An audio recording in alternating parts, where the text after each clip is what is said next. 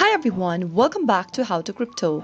In today's video, I'm going to guide you through an easy process on how to connect Coinbase Wallet to Rarible. Keep watching the video till the end to learn how, and don't forget to subscribe to our channel by hitting that subscribe button. Also press the notification bell icon so that you'll never miss another upcoming updates from us. Start off by opening up your web browser and in the web address bar type in rarible.com and press enter. You'll end up in the official website of rarible.com, which looks like this. Click the sign in button in the upper right hand corner and you'll be able to see this kind of an interface. You can choose one of the available wallet providers in order to log into your account or create a new wallet. In today's video, since we are trying to connect Coinbase Wallet with Rarible, click on the show more option from this page. You'll be able to see an option that says Coinbase. Give it a click.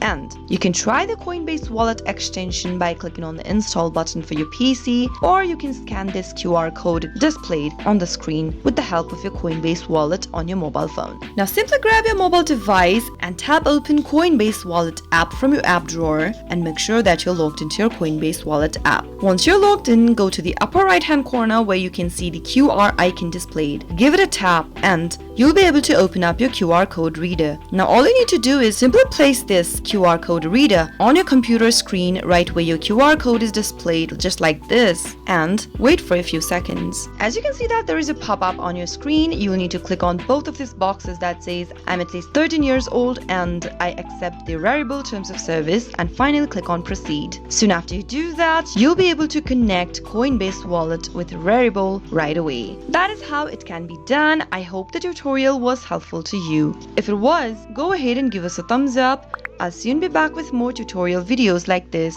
Thank you for watching.